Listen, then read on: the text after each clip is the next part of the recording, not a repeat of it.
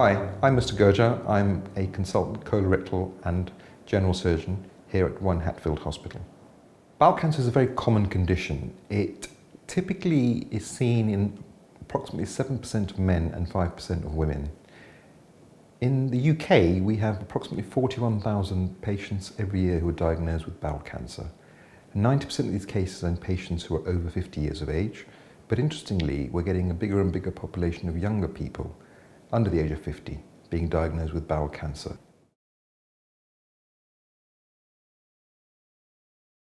Bowel cancer presents in many different ways. The commonest symptom to look for is a change in your bowel habit from its usual frequency and consistency.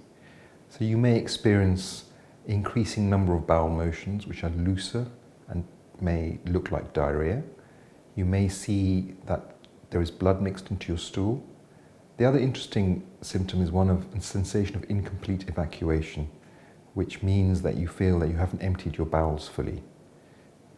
There is an association with abdominal pain and bloating or discomfort after eating.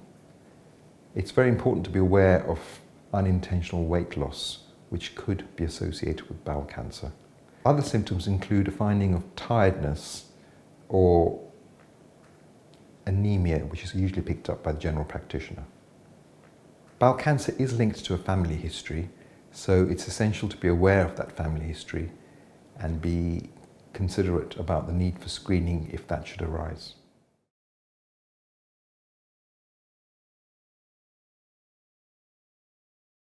So any of the above signs or symptoms that we've discussed so far, which include a change in bowels, a change in consistency of stool, the presence of blood, weight loss or unexplained tiredness, should really warrant urgent investigation.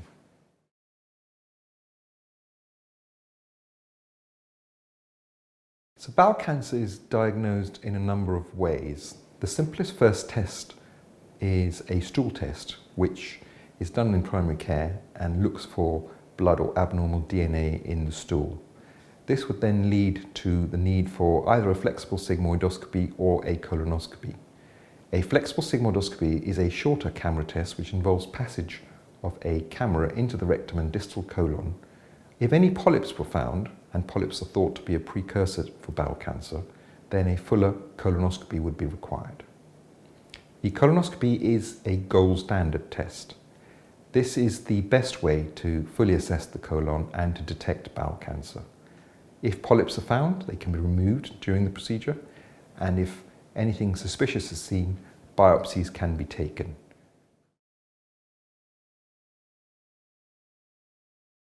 The treatment for bowel cancer is entirely dependent on what has been found and at what stage the disease has been identified. This information is achieved by a combination of both the biopsies that have been taken and the staging CT scan and possibly an MRI scan if the disease is in the rectum. If the staging suggests early disease, it may be amenable to local endoscopic resection. If, however, the disease is more advanced, surgery may be required, and this can usually be done using keyhole techniques. After surgery, chemotherapy or radiotherapy may be needed.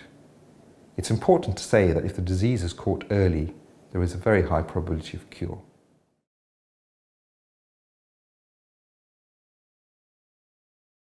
The recovery is entirely dependent on the type of procedure you've undergone and which part of the colon has been removed. Typically, a patient who's undergone keyhole surgery can expect to spend between 5 and 7 days in hospital.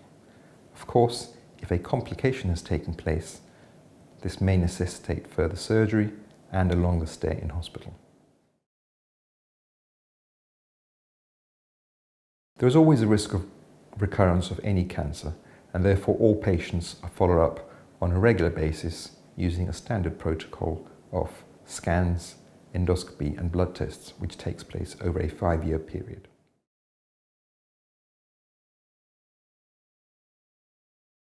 I accept referrals directly at Hatfield Hospital or via the GP referral service.